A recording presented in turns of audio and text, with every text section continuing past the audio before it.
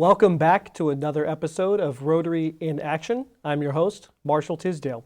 Today we're going to be talking about a couple of updates, and before we get going, I just want to remind everybody that they can come and join us as a guest at the Westford Regency any Thursday afternoon for lunch starting at 12:15. That's when we meet to talk about how we can help others in our community and, by extension, around the world through Rotary International. So feel free to just come on by and come check us out. We'd love to have you as a guest, and we look forward to seeing you soon. So today, we're going to be talking about a couple of updates at Rotary, but also we'll be talking to our Rotarian friend, Jim Pope, who we're going to be interviewing in a little bit. But first off, I just want to make a quick announcement that this time of year, we have a lot to celebrate because we've had a fantastic Rotary year with our existing president, Justin McCarthy, who's going to be wrapping up his term, and our incoming president, John Flanagan, will be shortly be installed, and we're looking forward to his presidential term, and we are very thankful and very appreciative of the work that Justin McCarthy has put in for the past year to make it a fantastic Rotary year. So thank you to Justin, and congratulations to John. We're looking forward to his presidential year. So what have we been doing recently in our club? Well, we had a woman, a Girl Scout actually, who was doing a Silver Star project, and if I can get her name, Isabel Redman. So she talked to us about her bat boxes project, which was very fascinating because I learned a lot about bats that I never knew before. I always used to see them flying overhead, but never really understood what they were doing.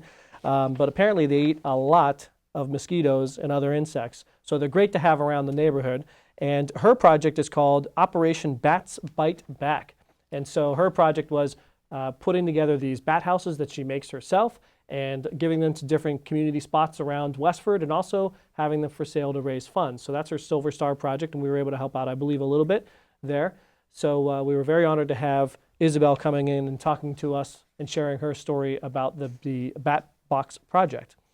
We also heard from recently Elizabeth Cannon from the Lowell Association for the Blind, and she's the director there, and it was fascinating to learn all about the different scenarios that people can find themselves in for losing sight at birth, losing sight over time, different diseases that affect the eyesight, of course, old age themselves. So she passed around different filters and goggles that we could wear to get a little bit of experience as to what they might be going through. So I thought that was very eye-opening, for lack of a better term, about the struggles and concerns that some of those people have. So we were able to hear from her. It was great to hear her message as well.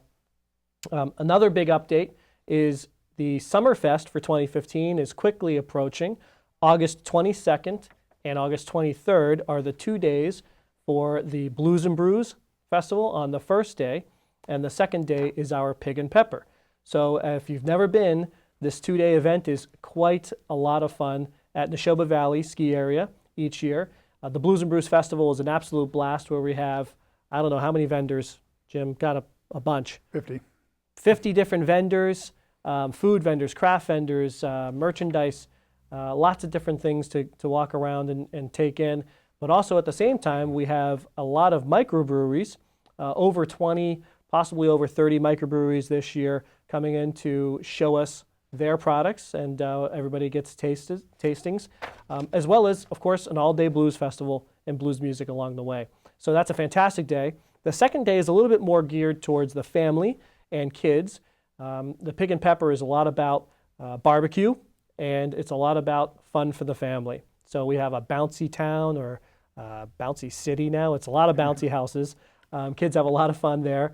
And, of course, a lot more crafts and vendors and things of that nature. So it's a lot of fun. And they're, of course, using the stage as well on the second day for the Pig and Pepper for a lot more family-oriented music. So it's a lot of fun. Come check it out if you can, August 22nd and August 23rd. Fingers crossed for good weather. We've had pretty good weather for the last several years. And go to our website, bluesandbrewsrotary.org. So the website's on the screen there. Please check us out. You can buy tickets also at Neshoba Valley Ski Area as well.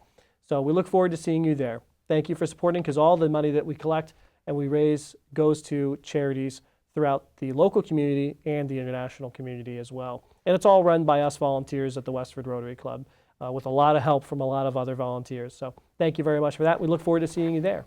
So with that, I want to officially welcome Westford Rotarian Jim Pope, who's been with the Rotary Club for how long? Well, I've been with Rotary since 1998. Okay.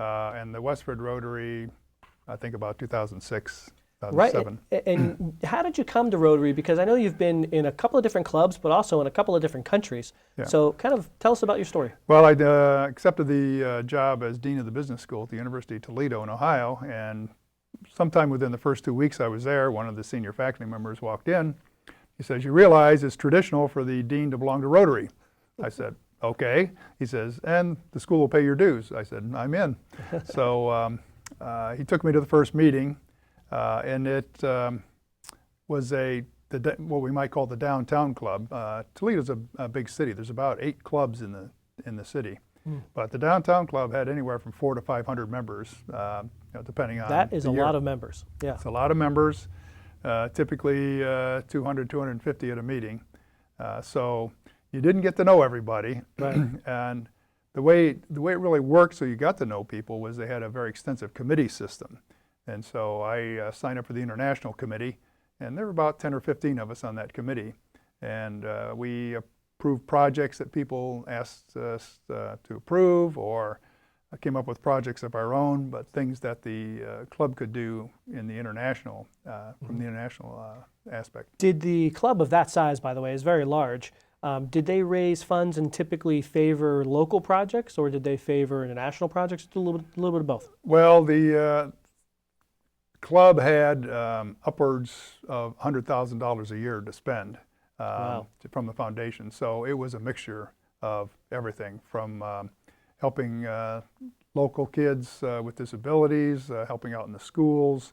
One project I got involved in was helping a foundation in India that was set up to help young girls get out of the house where they were basically just waiting to get married, and to go to school, get health care, and learn a vocation, learn a skill.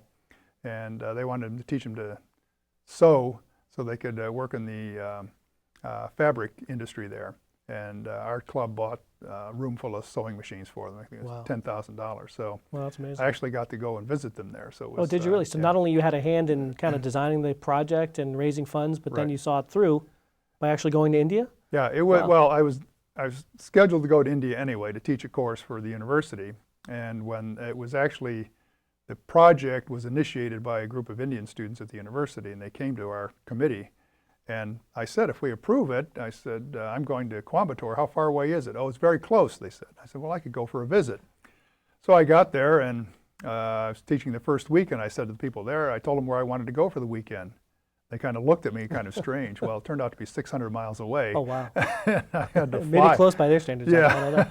So I had to fly there, but it was really quite a fantastic But you actually opportunity. got to see the sewing machines in use and Got see some of the girls. See the whole place. That's And great. Saturday night, and every Rotary project that is outside your local area has to have a sponsoring Rotary club. And there was a sponsoring Rotary club there. And they met. A local club that A sponsors local it, club, right. an Indian club. And they met on a Saturday night so that I could meet with them.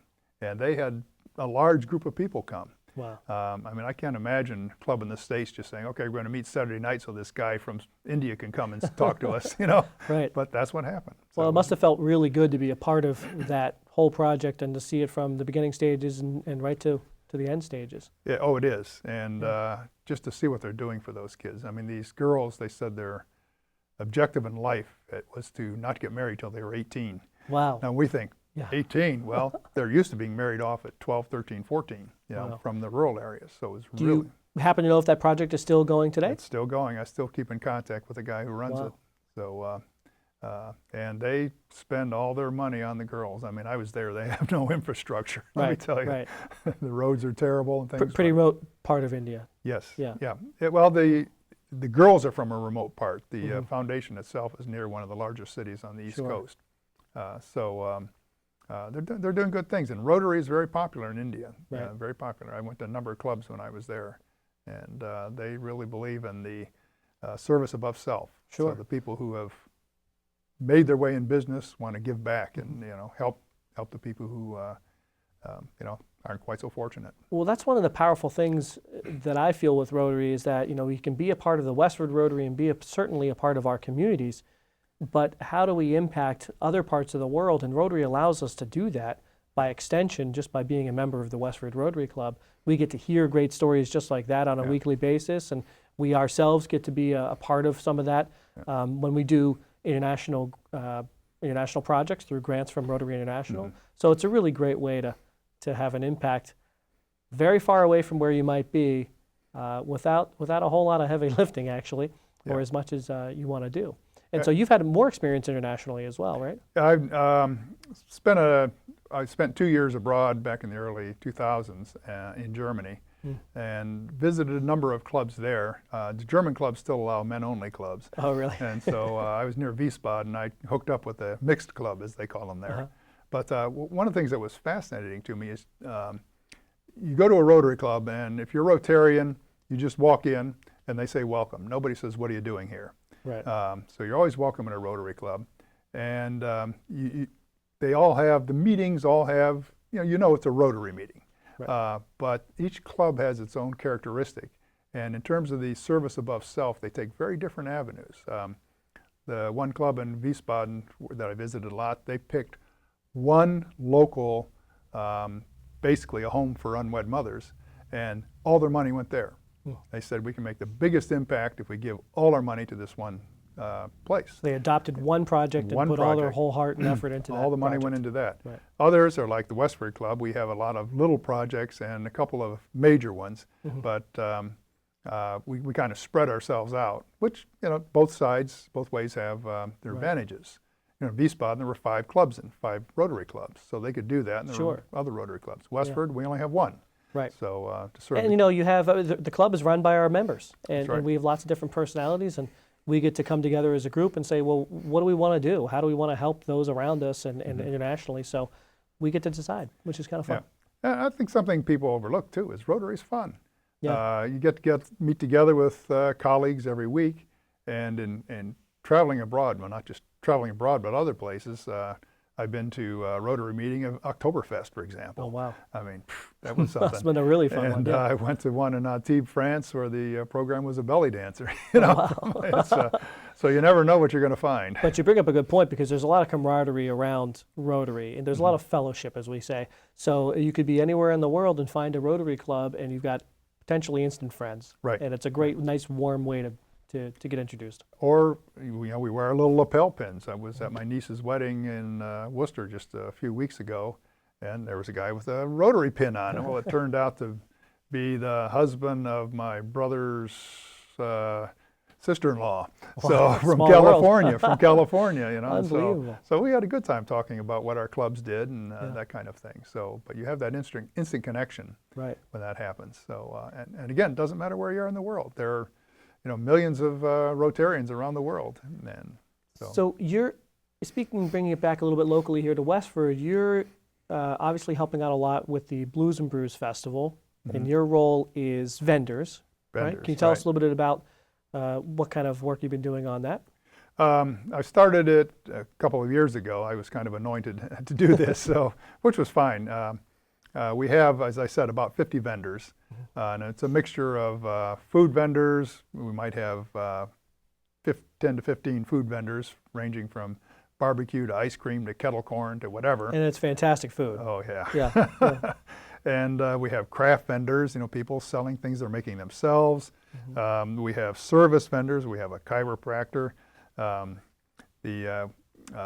We have people who are offering windows and gutters and knives, and we have a psychic. I didn't know you had a psychic. You didn't see that one last year. It's basically what I have to do is just make sure that they sign up. We know who they are. They pay their way in. That's where we make our money, and then they can charge for their services or their food, and that's how they make their money. Are you still looking for more vendors? Oh yes, it's just June, and we're looking at August. So we have a lot in the queue, but as I say, in a lot of things in life, until they pay their money, they're not in. Right.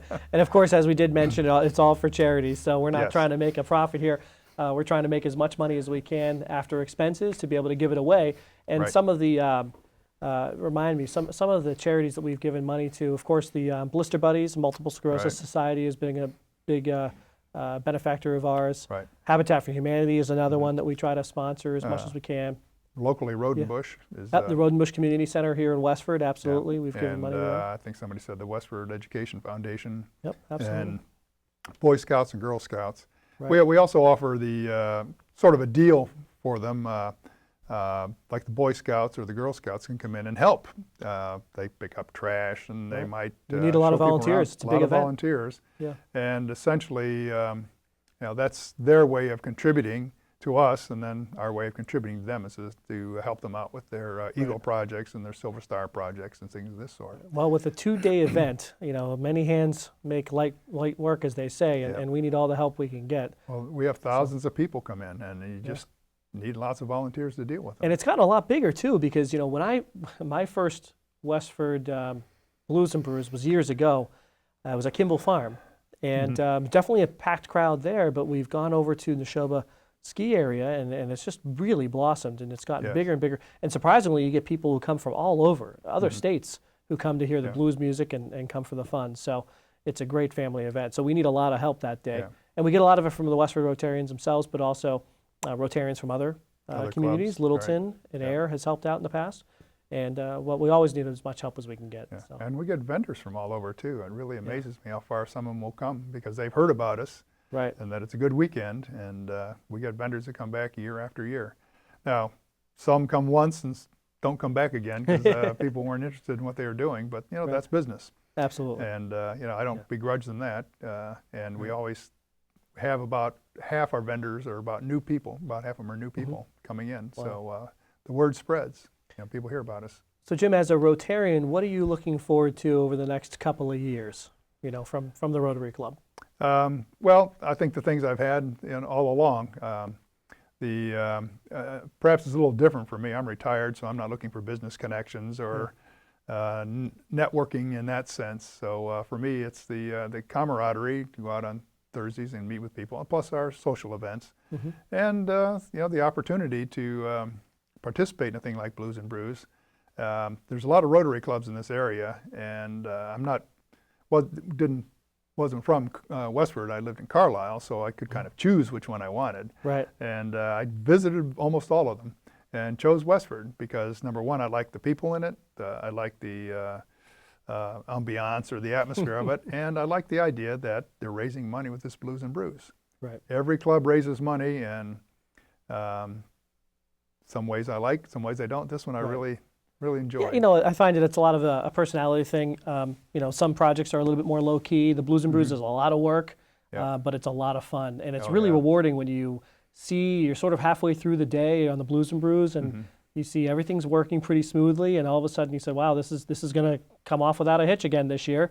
And after all that hard work, it makes you feel really good. So it is a lot of work, and I know a lot of people might not want to be in a club that does something that big, but we've gotten it down to a point where people like you and a lot of other helpers have really made it just a smooth process. Yeah, and being retired, it lets me keep my hand in, little managerial stuff and running things, and so. You keep us all on task, that's for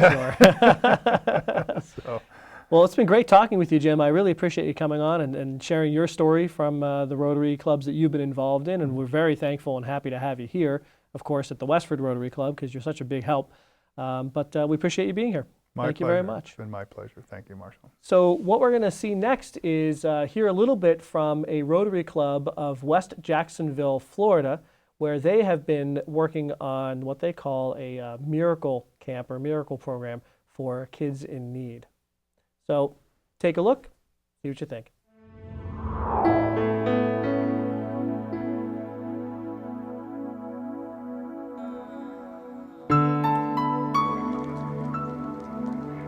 Autistic children tend to have a very difficult time socially, and so when you get out in public, they behave in ways that the rest of the public doesn't understand. And so to have another avenue, another outlet where he is felt accepted and wanted and appreciated, I think truly that is the missing link to our family and what he needs to grow and develop and continue. More than anything, Chad wants to be like everybody else. He wants to do everything everybody else his age does. Yeah, because I like when and the others can do big things.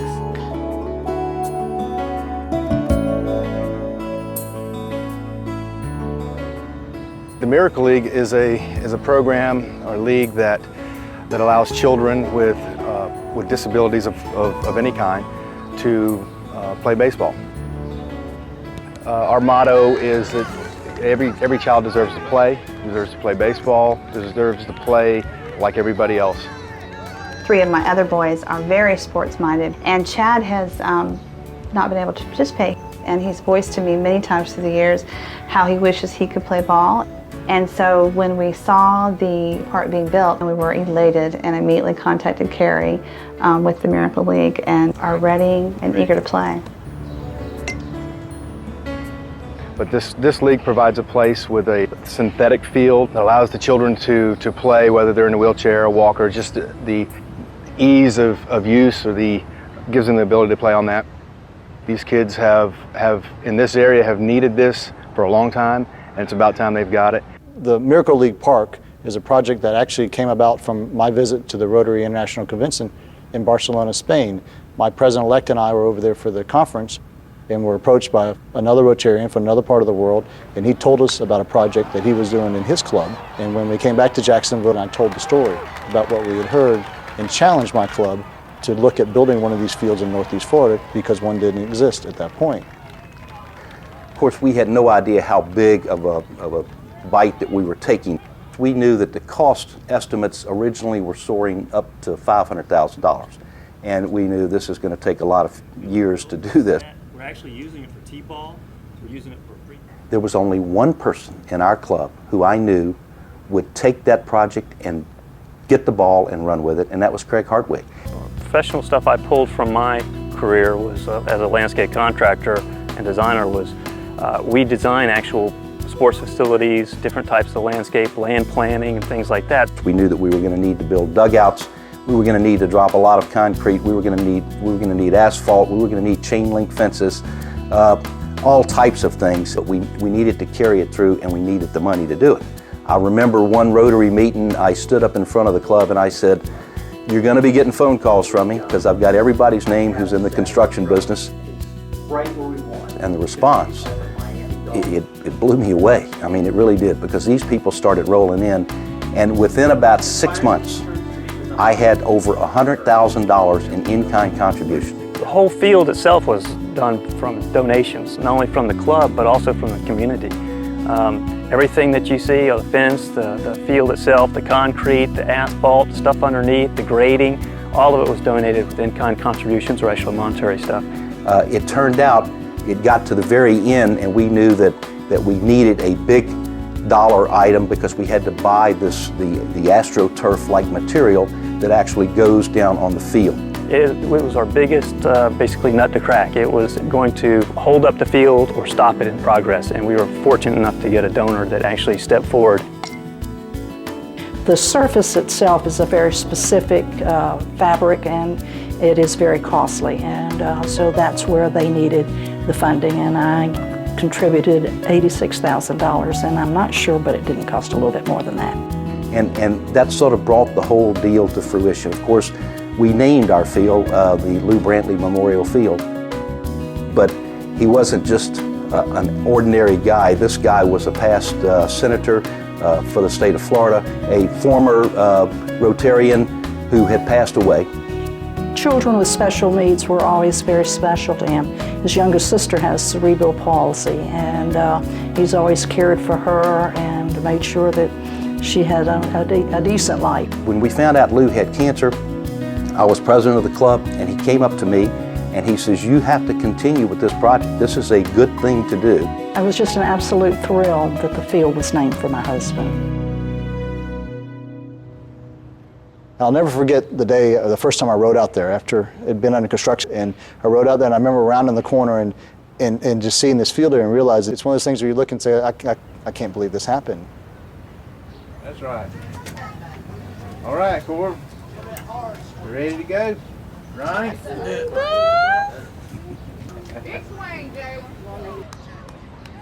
Now batting the first baseman, number 8, Chad.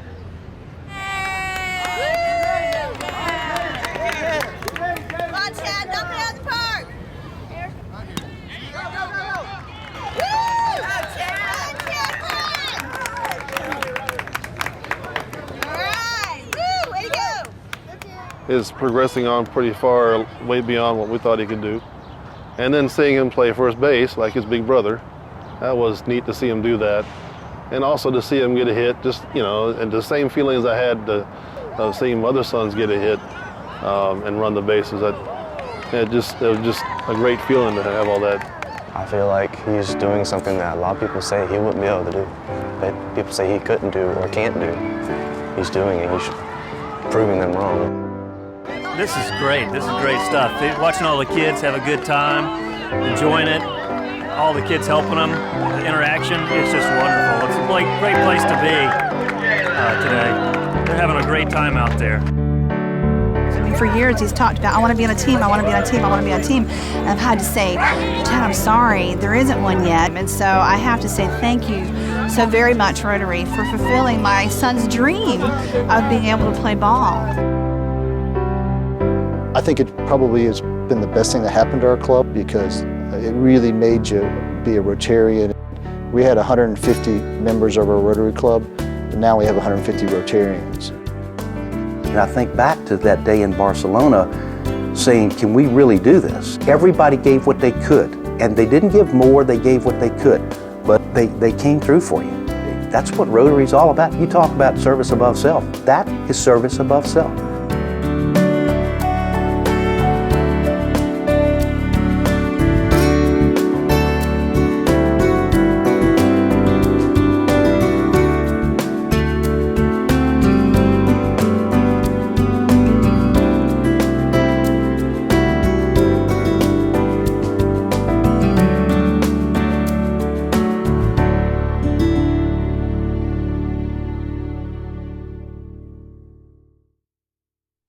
So as you can see, Rotary, both locally from around the U.S. and around the world, does a lot to help their communities and to help the world community as a whole.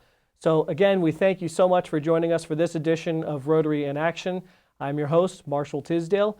Thank you again to our in-studio guest, Jim Pope, for being a member and for being a wonderful guest today. Thank you.